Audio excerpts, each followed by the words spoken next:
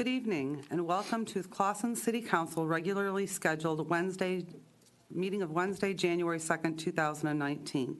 This meeting is now called to order. Please stand for the Pledge of Allegiance and remain standing for the invocation. I pledge allegiance to the flag of the United States of America and to the republic for which it stands, one nation, under God, indivisible, with liberty and justice for all. Let us pray. Dear God, thank you for the gift of life and the opportunity to serve the people of our city. Help us to act with character and conviction. Help us to listen with understanding and goodwill. Help us to speak with charity and restraint. Give us a spirit of service. Remind us that we are stewards of your authority. Guide us to be the leaders your people need, and help us see the humanity and dignity of those who disagree with us, and to treat all persons, no matter how weak or poor, with the reverence your creation deserves. Finally, Father, renew us with the strength of your presence and the joy of helping to build a prosperous community. Please keep all of our first responders in your care and safe from harm. We ask this as your sons and daughters, confidence your goodness and love. In Jesus' name, amen. Amen.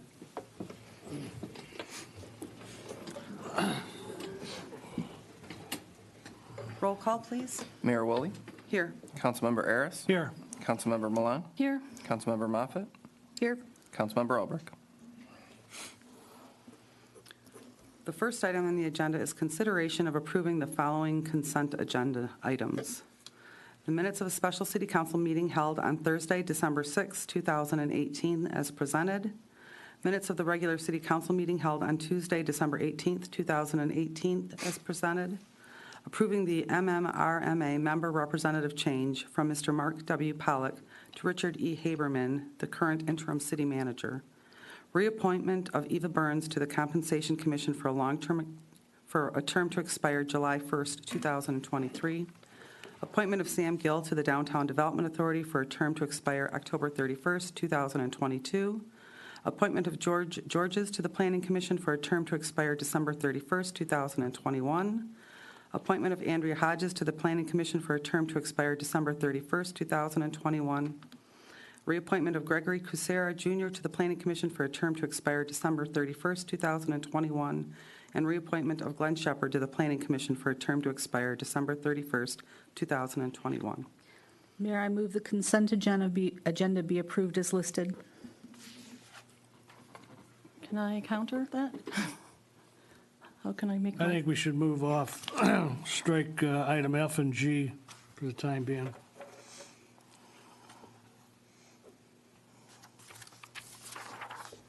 And item Somehow I didn't get a copy of something. I got one and not the other, so I want to make sure we got everything right. We have a motion on the table What type right of now. motion do we need? Or what do we need to do here, Mike? There was no lack. There was no support. Please support me. Make a new motion. I would suggest it be E, F, and G because they're all new appointments. The other people are all existing appointments. They're just going to be renewed. Unless we want to include everyone and keep it the same for all. Could we have a discussion of the appointments, and then after the discussion of the people and their qualifications, then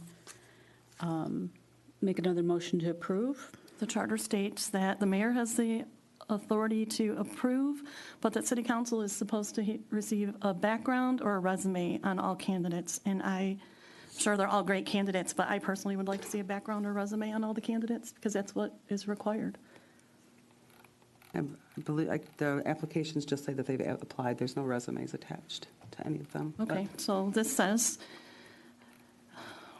prior to such appointment, a resume or background information of each nominee considered for appointment shall be, provided to the members of the council sufficiently in advance of any such action by the council or on the mayor's nominee. Well, then we'd have to call into question all the previous appointments made, because in the last Planning Commission meeting, there was a great discussion of how in the past no resumes have been submitted. I submitted a resume when I went on planning. It's on Along with- record, they were talking about. Along with an application that asks you a lot of information about what your experience is, what your education is, what your interests are. And I'm assuming that's what the application is. So even if we have that, that's something. Would you be happy with that, Howie? Their application? I'd just like to see, yeah, I'd like to see their background and stuff like that. I think that the application just says what board they're applying for. So what basis are we making the decision on? Just the basis that they're interested in joining a board and not on any kind of qualifications at all? That's currently the case. That's We just- not- it's a- that's ridiculous. It's That's that not- we have a wide variety of individuals that are on the boards representing different portions of the community based on the mayor's appointments. So I heard us say their application, submit an application, so what does the application state? Because the one I submitted 5 years ago was specific. It was like a bio. You wrote a bio about yourself. And I've seen them in the packets before. I'm not the only one who's had to put one together. I know I've seen them before. I just know, like I said, at the last Planning Commission, there was a meeting, there was a lot of discussion about how resumes have never been required in the past. So, okay, Maybe not a we can- resume, but I'm not making this up. This is part of the charter. So Oh, are we I- following it or are we not following? And that's my only question. Are we following or not following? Because we have a lot of problems with not following right now, and I want to make sure we follow as much as we can. That's all. I guess we can move to remove those from the consent agenda and, get some support and We just want to do E, F, and G, right? Yeah, I'm fine with that, but what's the rule, really? Like, if it should be everybody, then I say we do everybody. But maybe we can say they're grandfathered because that was not past practice and that was not past practice. But if it says we're supposed to have an application or a resume or such, Well, then we should have can that. send the applications that were submitted. I can scan them in so that you have those. Okay, that's great. So then, the people currently in those positions remain in those positions until a new appointment is made? That's correct. People who are seeking reappointment as well, there is a reappointment application Correct. as well. But they were all reappointed. Oh, no, never mind.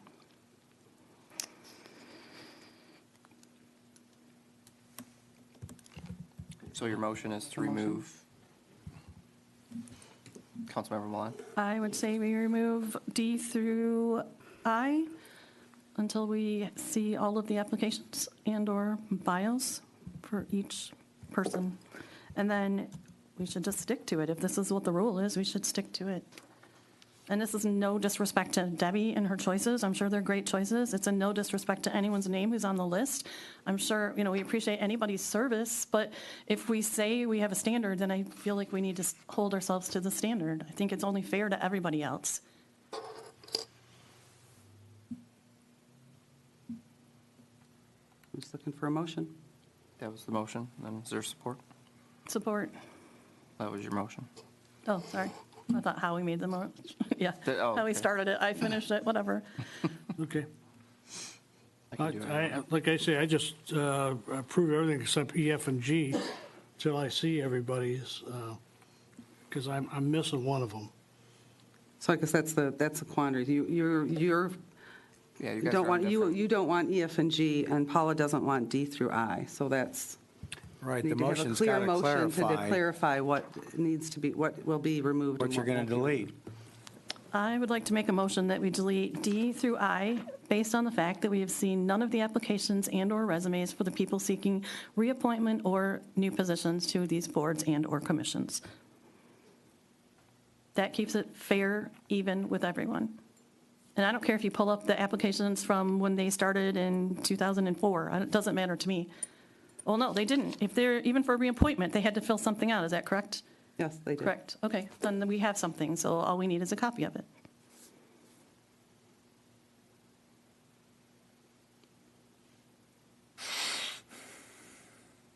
So is there support for that motion?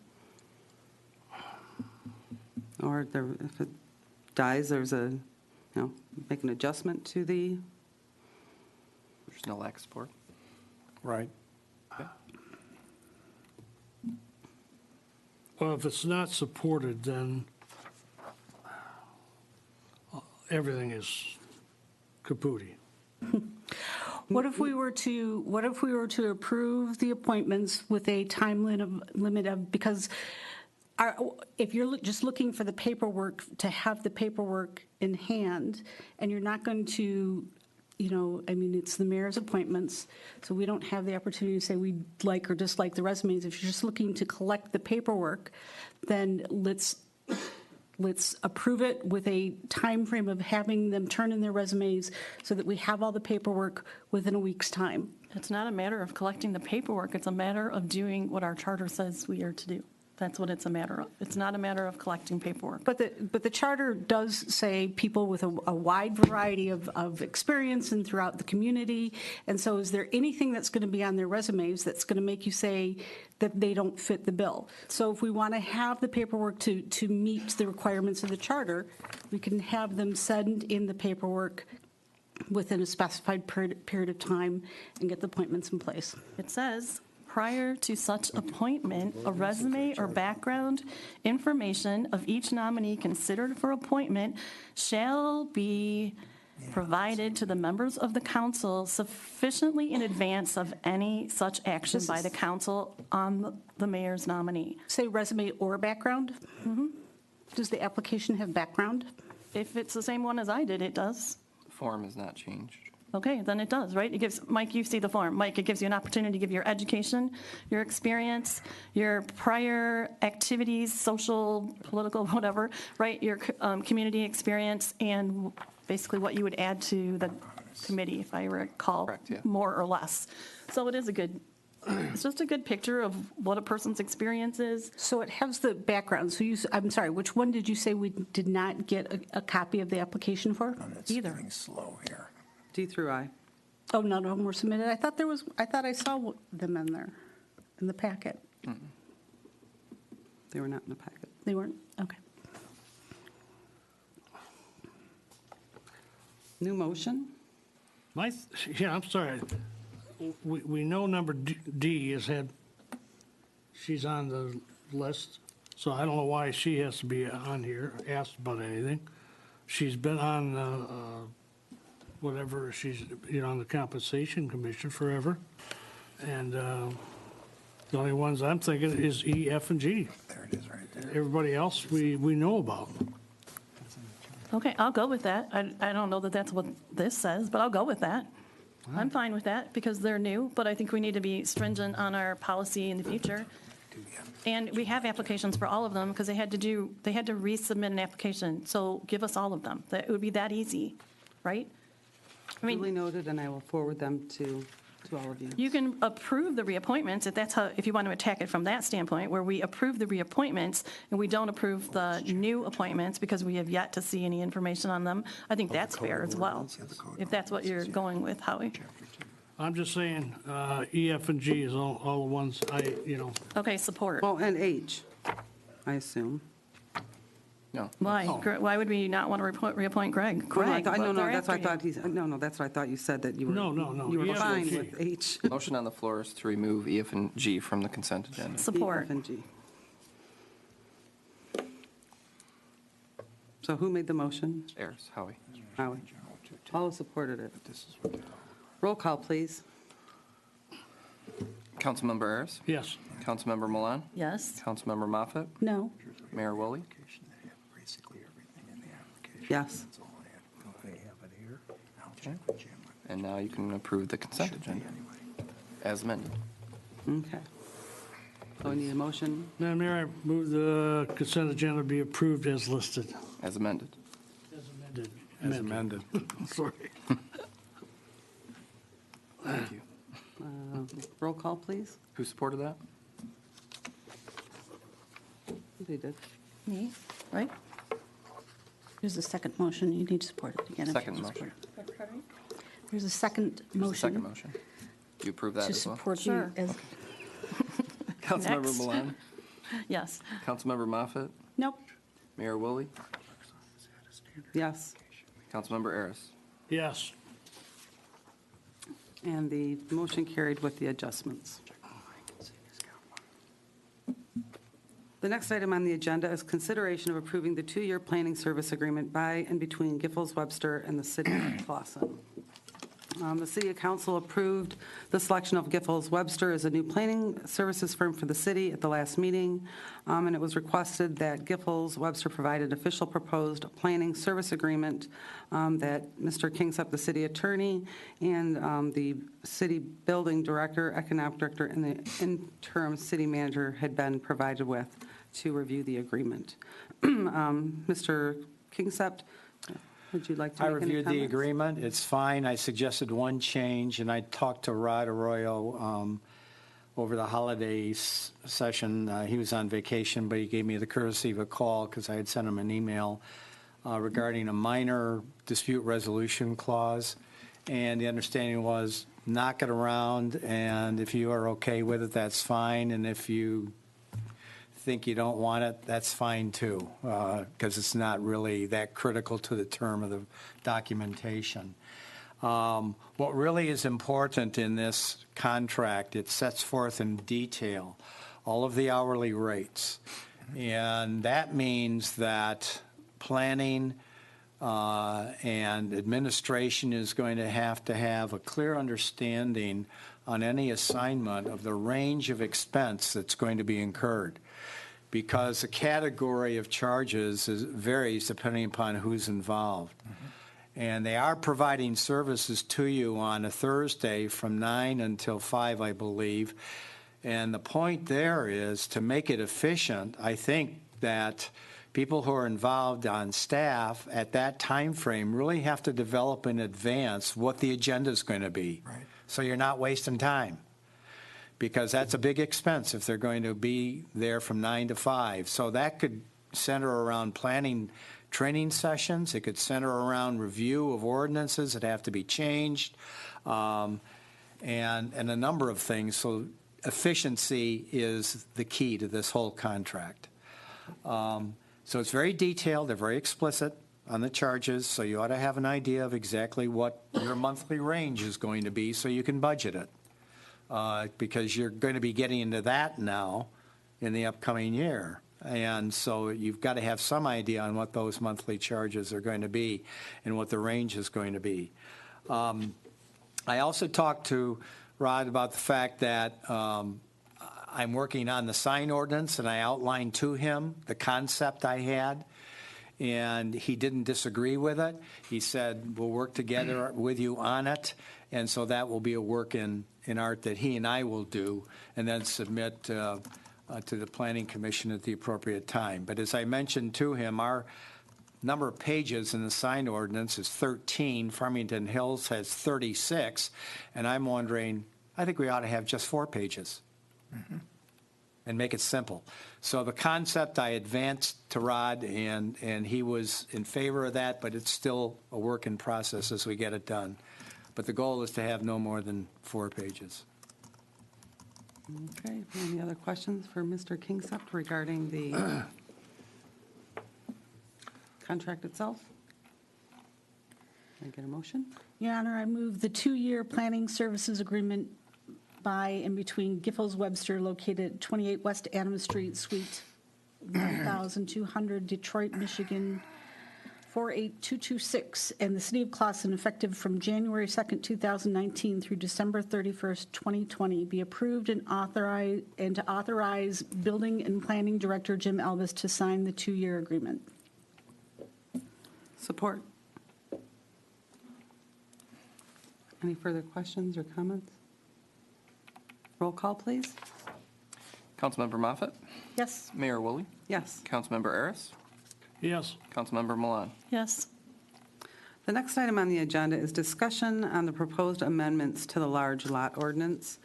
And based on the joint session workshop, I want to thank Mr. Elvis and Mr. Kingsup for working diligently and doing it timely as council requested, but I believe it's most appropriate if it's sent to the Planning Commission without discussion by this board at this time, and for our discussion to happen after they've made their edits and comments. The large lot ordinance is something that is their authority, and something that they worked very hard on in the past, so I'd like them to be able to do that. Mayor, I move the proposed large lot ordinance updates be forwarded to the Planning Commission for consideration and review at their next regularly scheduled meeting. Support. Any further comments or questions? Roll call, please. Mayor Woolley, Yes. Councilmember Aris. Yes. Councilmember Milan, Yes. Councilmember Moffett. Yes. And the motion carries. The next item on the agenda is the discussion of the 3 submitted proposals from executive search firms for a city manager candidate search. As of the deadline on Thursday, December 27th, 2018, we received 3 proposals. The firms were GovHR USA, Michigan Municipal League's Executive Search, and the executive search firm of Amy Sell LLC. And we're here to discuss and select so that we can expedite the process. Anyone have initial thoughts?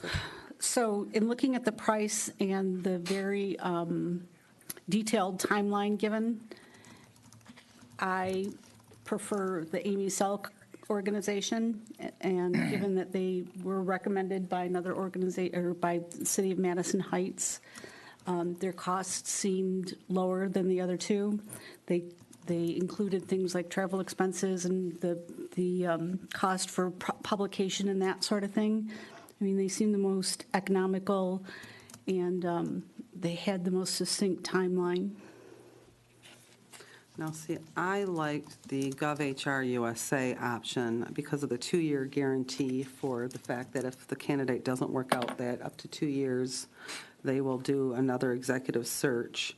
I believe it's at a cost of an additional $4,000 in the scheme of that. And the other reason, the gentleman that is taking care of that with GovHR is somebody that's local, that's familiar with Clawson, knows our city well.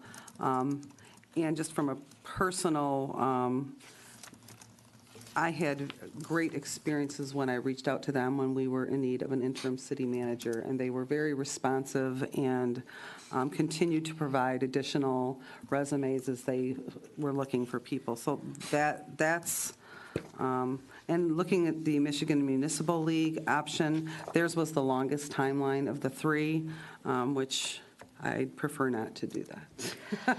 I'd have to say with the GovHR, although they did give us Mr. Haberman, may the force be with you, but, we didn't get a plethora of resumes, and we were told with our 4 that was it. And that may or may not be, but, I mean, we got only 1 that was local, the rest of them were out of state, and that might be all that was available, but I just don't feel like, I could Our be wrong. timeline was 5 days. I know, I know, but if they're in the biz, they should have a backlog, or they should have more information. At least I think they should have, or at least had some other options or resources or something like that. I just didn't feel like, I know we were time crunched, but we weren't really given many choices, no offense, but we were given a lot of choices.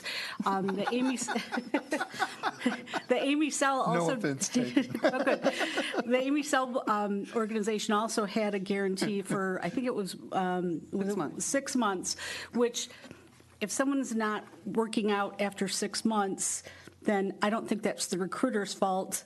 I think that's other things at issue, and I wouldn't, I mean, that becomes our issue then, right, if they're not working out after 6 months.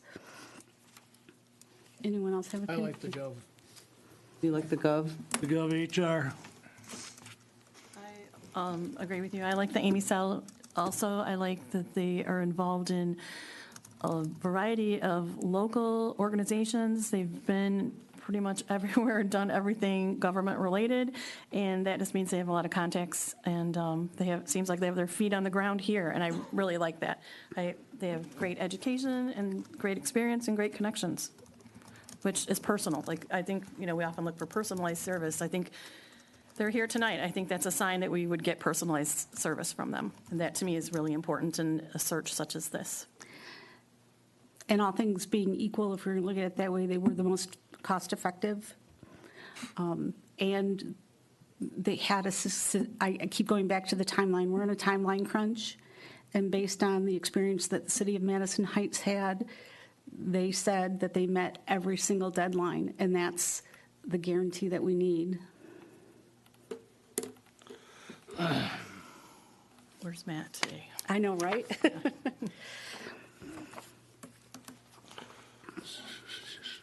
Let me go back and.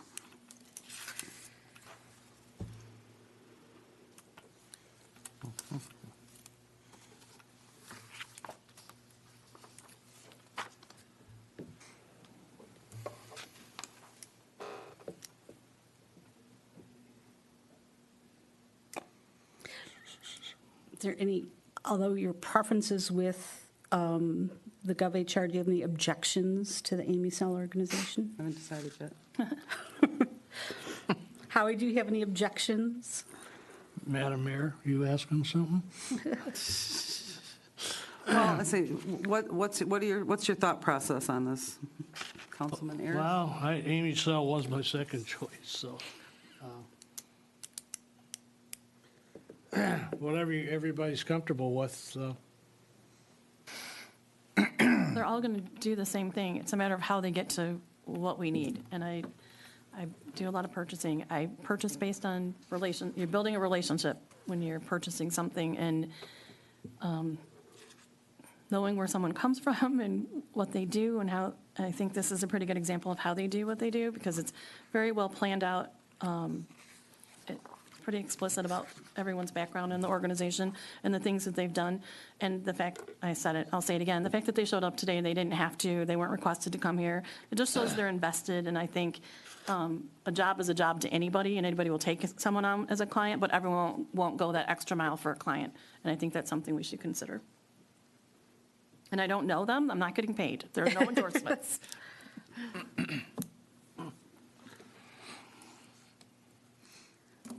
Does somebody want to make a motion or want some additional discussion? Your Honor, I move that the Amy Cell organization be selected as the executive search firm to perform the selection and recruitment of the new city manager for the city. support. Roll call, please. Councilmember Ayers, Yes. Councilmember Milan, Yes. Councilmember Moffett, Yes. Mayor Woolley. Yes. And the motion carries. And guess we'll get working with the Amy Cell organization and look to getting our next city manager. Thank you for coming. Do you need us to sign anything tonight? Start working tomorrow. I can call you, Michael, we can start getting meetings set up. I should probably come to the microphone and. Oh, sorry. Right. Yes, get used to that. Thank you very much. This is an honor to work with you. Michael, I'll be contacting you tomorrow Okay. to start scheduling appointments. One of the first things we want to do is set up an interview call with each of you individually for me to get to know more about your priorities, what you're looking for in the next city manager, to get some background, and also to get a list of other staff and other community members that you would like us to reach out to. And we can start beginning the scheduling tomorrow to meet the timeline that we've laid out and the priorities, and we'll get the contract done. We trust you all, and we just want to get to work right away for you. So Is that something that normally you would work with the interim city manager on, or you would typically work with our city clerk on, the city clerk? usually I've worked with the HR person, but is yes. Right now, it's a pseudo, yeah. It's kind of a blended role. But having a point person works out well, and we can kind of work out some of the logistical details to keep this moving as smoothly as possible. So, okay, thank you very much. Thank you. Thank you.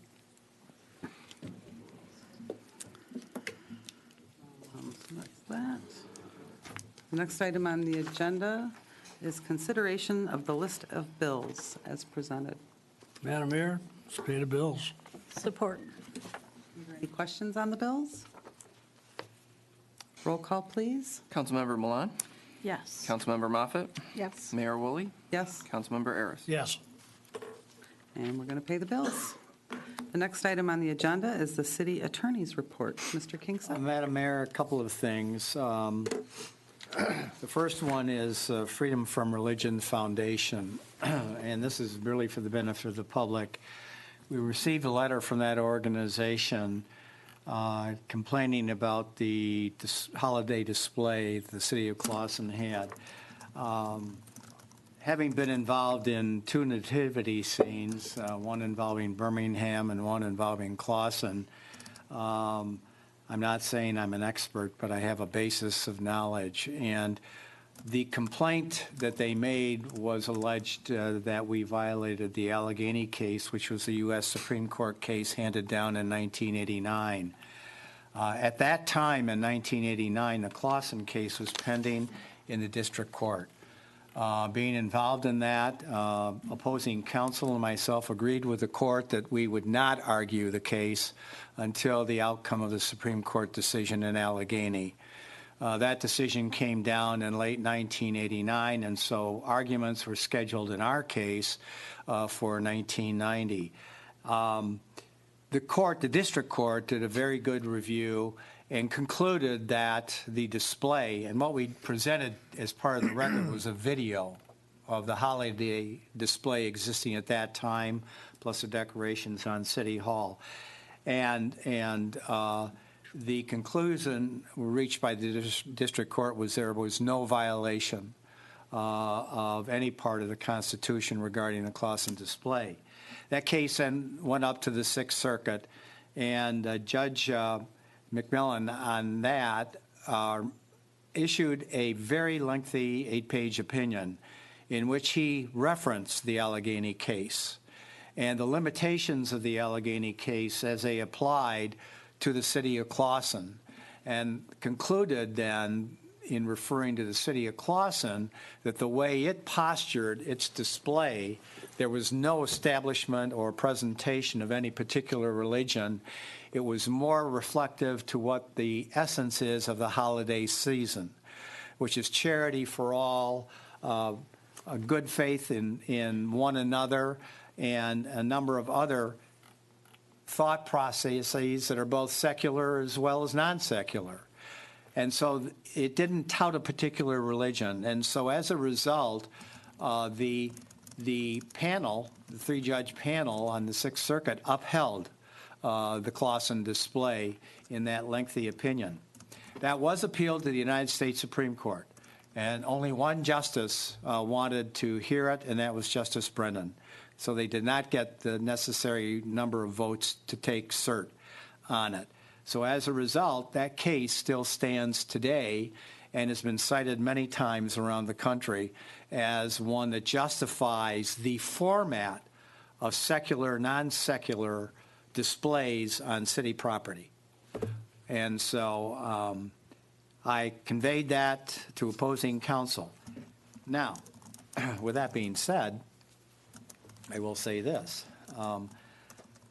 I never paid any attention to this year's display, but in looking at it, by having been directed to it by the letter from counsel for the Freedom Foundation, Religious Freedom Foundation, I did make an observation that display perhaps could have been coordinated a little more differently to be consistent with what the theme was of the decision of the Sixth Circuit in 1990 regarding Clawson.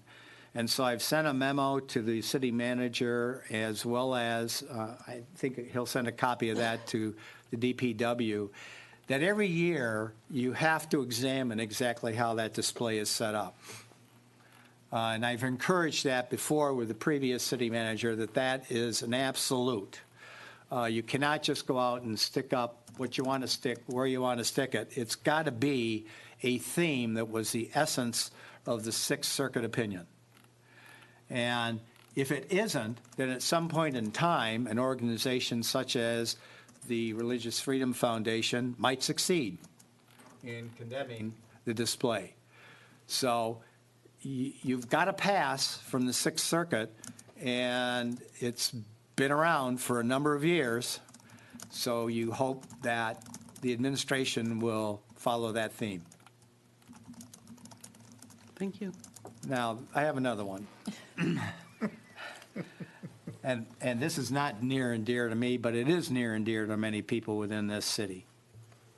And that's the August flood case that happened in August 11th, 2014, in which 13 communities or more were affected by a 7-inch rain that occurred over a 7-hour period. The damage to residential structures in many of the cities was horrific. When I reviewed the documentation, I actually had tears seeing what the interior of houses was as a result of the flooding. A lot of condemnation was attributed to various organizations, the county, the city, and so forth. But fortunately, in our situation, Clawson was fairly advanced because between 2007 and 2009, it videoed all of its lines. The lines in the city of Clawson consist of a county line, several of them, that are connected by a combined system, which is the city's system. Takes sewage and water, and then it feeds into the junctions of the county line within Clawson, and that goes through various lines down to the treatment center in Madison Heights, which either flows into Detroit Water and Sewer or it flows into Red Run and goes out in the Clinton River and is processed. The facts are that a number of residences were attached to the county line in Clawson. That county line surcharged all the way from Madison Heights all the way up northwest into Clawson, which then fled into the combined system that could not exit into the county line, so there was a surcharge back in to the combined system. As a result of the videoing, between 2007 and 2009, Clawson obtained funding to the tune of $6 million to do improvements to its combined system.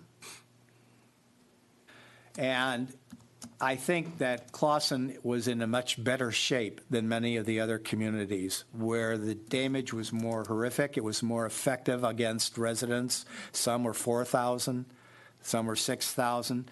Total residents in the potential class are 19,000 among the 13 communities. It has been horrendous trying to get together all of the documentation. We had notices of claim that came in, and we had approximately 900 that we received. We garnered another 1,700 or 1,900 from Oakland County. We garnered several hundred from insurance companies on subrogation claims. Totaling roughly right now, there are about 3,000 claims that affect the city of Clawson from various sources, meaning insurance companies and others. Some claims are by people, businesses in Madison Heights, because they're downstream and their businesses, their treatment healthcare facilities flooded, and they're making a claim against Clawson. That's the extent of what's going on, as well as some other entities elsewhere outside of Clawson. So it's very complicated. And we've been garnering all of this information. We've had 6 sessions with the court. The court has ruled, basically, I am not taking any motions on any of the notices of claim. The lawyers are to work with the plaintiff's counsel on trying to minimize the claims, and then if there are issues, I will hear those at the appropriate time. Now is not the appropriate time.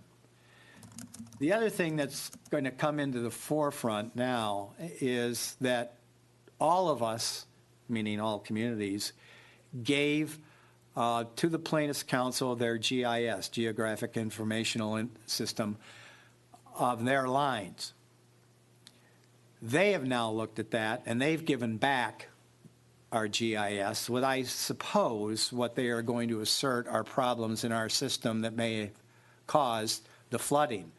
The problem they have, though, is that they have not really pled how Clawson contributed to it, other than saying they didn't have adequate restrictors and they didn't have a drainage management improvement program.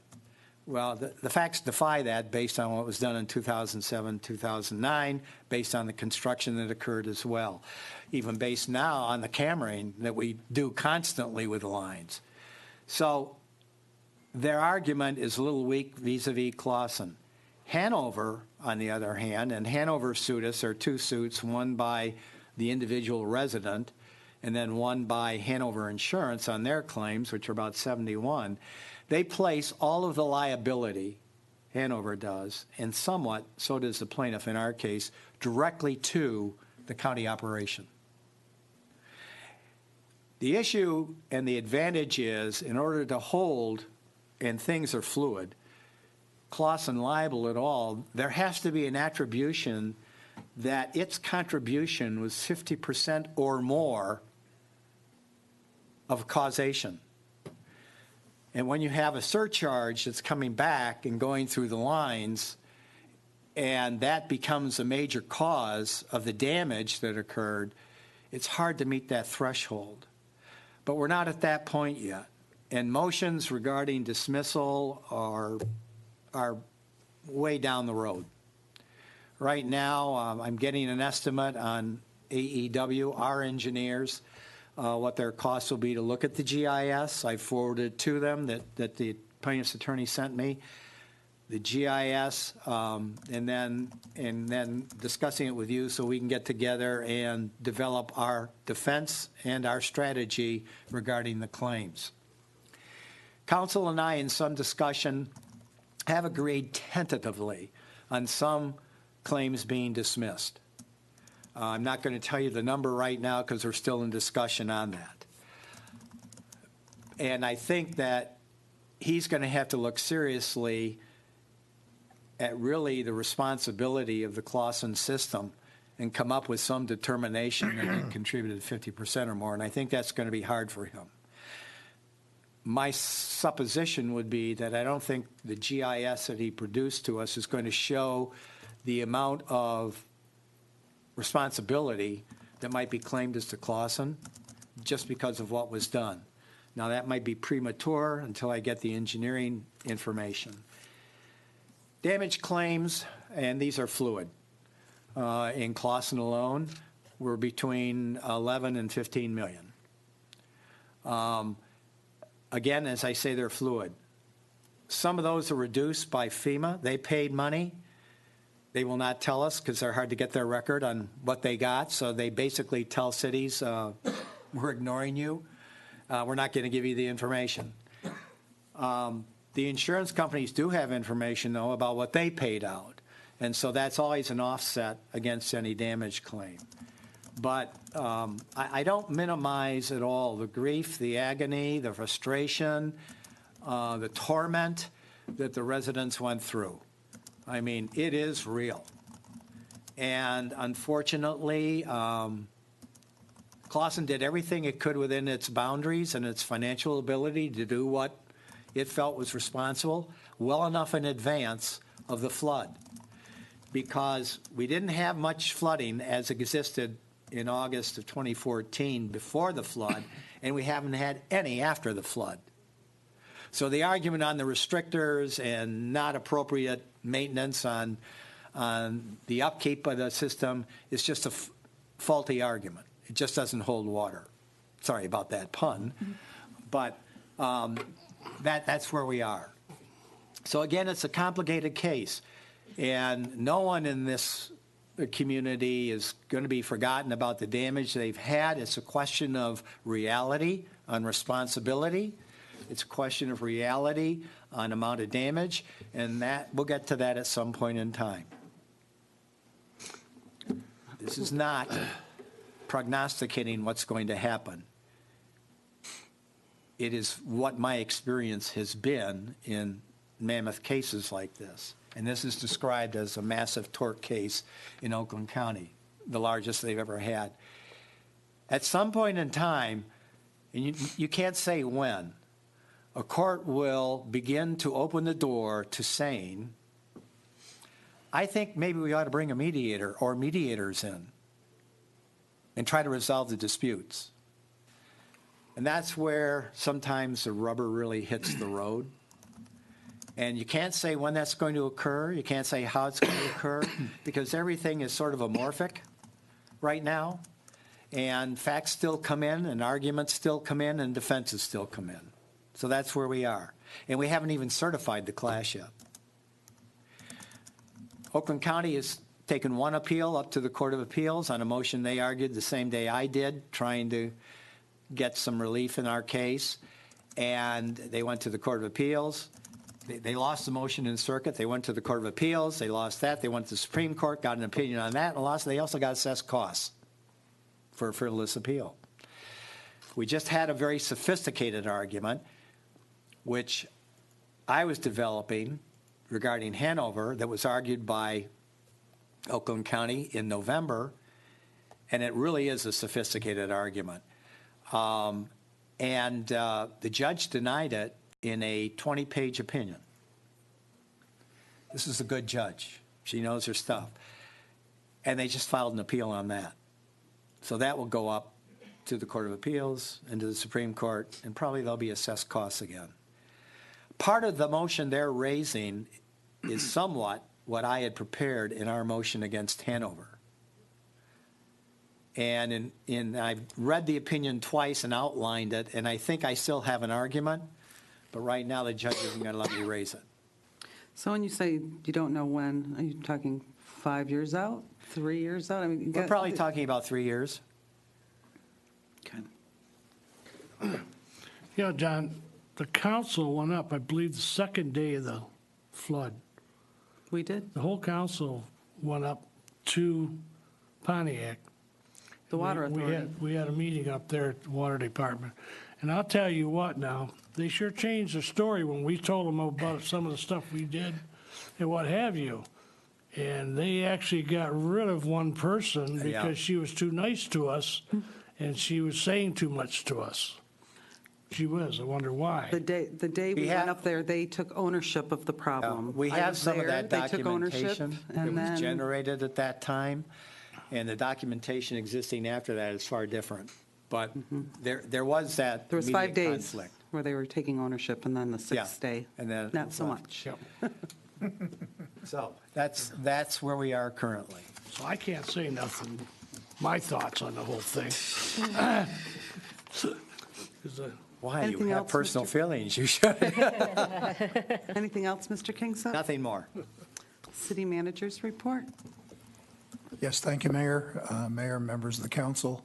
Of course, with the holidays, it was a limited work schedule, but I've been in regular communications with our auditor in developing and setting out the report I'm preparing for the council.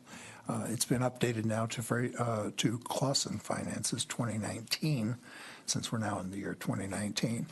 Also, I took notes from our meeting last Thursday.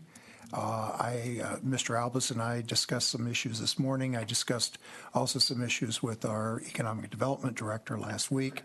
And I will be getting back to you on where we're at and get some information back to you, to address some of the issues that came up in that Thursday meeting. And other than that, I've also started preliminary review of 3 of our asset management plans related to streets, the wastewater collection or collection system, and the water distribution system. And I will be also preparing for you at some point down the line a 5-year capital improvement recommendation based on these asset management plans, and so that the council moving forward and the new city manager, when he or she arrives on scene, will at least have a lot of research done and information available that they're not going to have to dig through files trying to find. It took me a couple days to navigate my way through the files so I could find the information I want, but once I start getting a hold of it, I think you'll find the information very helpful. And then, of course, later this month, or not even later this month, I'll be meeting with the auditor in the next week or two. And there's an expectation, of course, the audit report will be presented here at the council meeting. And then we'll start work on the budget as I start gathering information. So hopefully be able to have most of that in place. Mr. Smith and I met this morning with our health insurance people, and so we're starting to get those figures together. So we're just working, just pulling all the numbers together. So And if there are any issues or questions you have, I'd like to plan a meeting with each of you sometime in the next week or two, so I can sit down with you and kind of get an idea of where the council is looking long-term, and so I can at least make sure in the interim period that I'm here, that I'm working towards the future, not as I see it, but as you all desire to see it. So that's my report, Mayor. Rich, it's a 5-year plan. Why is it 5 years? I think we've found out all through the years now, the 5-year plan, things change too much. Wouldn't it be easier like to do a 3-year plan? Well, if I may say, the asset management plans are actually 30-year plans. Really? Yes, sir. The assets that, let me explain. An asset management plan is an assessment of the assets as a current condition. And when you're talking about a 30-year plan, you're talking about how to take the current condition and move it to a good condition. And so they divide it over 30 years because of the cost. And so you already know what your condition is, and you know what part of your assets are actually in a declining, what assets will maintain themselves over the next 30 years, and those that, so you have an idea of where you're at. Projecting out some of these are just based on life expectancies. And you're right, there are circumstances that come up. As I found my last 2 weeks in Fraser, when we suddenly had a house sink into the ground and another house starting to sink into the ground, suddenly you find a 54-inch sewer line can cause a lot of unexpected damages. And hopefully that's not what we're looking at here, but what you are looking at is what, as you indicated, or as Mr. Kingsep indicated earlier, there have been studies. We've got current data on, for example, the sewer system. The water system's a little more problematic. That's more a matter of numbers. You know what the life expectancy of the pipe that's in the ground, and you know what, and you can look at your water break history, and you can make some kind of a projection on that. But even when you do a 5-year plan, it's always an evolving plan. In other words, you set out the 5-year, it's a target, but as each year goes, you reassess that plan, and you may make adjustments and everything. But right now, they do have cost estimates on and condition assessments at 30 years out. So it's a matter of just pulling these together. But you have to start somewhere, and you have to get some kind of an idea of what your what your costs are, and they are significant. And they're significant simply because this city is a mature city. You've got pipe that goes back into the 20s that's reaching the tail end of its life expectancy. You've got a lot of pipe that was laid in the 40s and a lot of pipe laid in the 60s. And all of that stuff is starting to deteriorate. And unfortunately, as with Clawson, as with most cities, not only in Michigan but in the United States, you took these assets in when the developers came in. They handed you these new streets. They handed you all this new pipe. And they said, look, here, this is a gift for you. And you have a tax base. But what cities didn't do is they didn't plan for the preventive maintenance and the maintenance. And now we're on the tail end of it. And because of the crash that occurred in 2006-07, that asset that we accepted back in the 50s and 60s declined in value, compounding the problem of deteriorating streets, deteriorating pipe.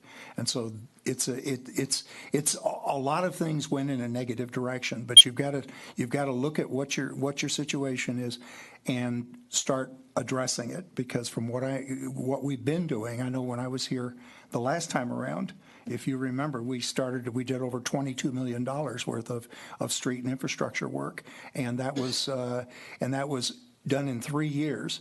And that was, and it was a big improvement. But the money ran out, the projects have slowed down, and it's time for us to arrest that and in some way start planning for the future and figuring out how we're going to do these programs in a much more regular way, instead of doing it in fits and starts, where every 10 years all of a sudden you spend $20 million, or every 15 years you start doing a regular progressive. And that's why a 5-year is typically projected out, because it's pretty, you're going to be pretty accurate in terms of what the needs are and everything, but you're also projecting out far enough so that you can be flexible in year 3, 4, and 5, and you can adjust your plan accordingly. All right, thank you. Thank you. Anyone else? City Clerk's report? Madam Mayor and Council, I have nothing this evening, just that we're in the process of updating all the information online since it is a new calendar year. We will have some new holiday closures per the union contract, so we'll be closed MLK Day and President's Day. Those are two new holidays that sometimes residents are familiar with. Sometimes because the banks and everything else is closed, they already thought we were closed. So we will have that date off in a couple weeks, just as an FYI. And taxes are out, and we've been in full force. Treasurer's office has been super busy with that, and dog licenses are for sale, so we've been seeing people come in. So that's all I have. Did the meeting with the Renshaw? Oh, yes, sorry about that. Yes, we did meet with the Renshaw residents. It was a wonderful meeting. Very great. I even had a couple come after and say thank you for meeting with them. John was there, Victoria and myself. We all met with them. All the residents were there, and we did state to them we have actually filled both vacancies. One of the gentlemen, he moved in this past weekend, yeah. And then the other one is going to sign the lease on Tuesday, so she'll move in, I think, effective like February 1st or something like that. And then we have a pretty active, they gave us a lot of insight and input, valuable research that I've already talked to Matt Hodges about a couple things that they had a question about. There was a concern about the dumpster enclosure there, and we did, I had Matt contact Tringali to get a new lid because it looked like the rats were biting into it. So they had free access inside, so we got that fixed, hopefully. I think Tringali was going to have something delivered over there at some point. And we talked about better management of the property, and we're going to meet with the current individual, Tim Lefebvre, who has been handling that, to kind of work with the DPW to see what each is going to be involved with and what we expect, what the residents hope to have, what we kind of see with the fee structure and all of that for the budgeting, so we can see where we're at moving forward. And I'll present some capital improvements as well for there, because being over there, the carpet needs to be replaced. The furnaces and the hot water tanks are they'll have to be part of a plan over the next 2 years, 3 years, 5 years. The roof at some point, things like that are going to have to start to be looked at, the siding, other things like that. So when you own a building, there are expenses that will occur. And they were very vocal on the things that need to be done, and we said we'll look in that and we'll start to budget appropriately, since we own it and we want to be a good landlord to them and have a good relationship. So I think we've set the groundwork now after all the issues that were kind of brought up over the last few months, and we are hoping to have it kind of be an annual meeting. And we've kind of shifted to basically be it to where the clerk's office is going to be the point of contact, so they know, and then if it's outside of hours and we'll have Tim Lefebvre or whomever else, they'll know the people that they need to contact. So we're working with that relationship building that I think we kind of lost over the last couple of years. So I want to make sure that so if they don't have any heat on a Saturday, do they have a person to call now? yeah, I believe we have the new contractor. I forgot who it is that they'll know who they can contact. So yeah, Very good, thank you. thank you. Have any questions for Mike? Okay, any unfinished business? I just want to thank Matt Hodges for putting the stop sign back up this morning on the corner of my street, so somebody decided, a little slippery, I guess. Oh, no. But thanks for GPW for everything they're doing, especially with the winter coming on. We've got the best. So, Absolutely. Any new business? Well, the floor is open for public discussion. Well, no public discussion. I guess the floor is closed. Madam Mayor, I move the meeting be adjourned. support. Roll call, please. Councilmember Moffett, Yes. Mayor Woolley, Yes. Councilmember Ayers, Yes. Councilmember Millen. Yes. Thank you, everyone. Good night. It's a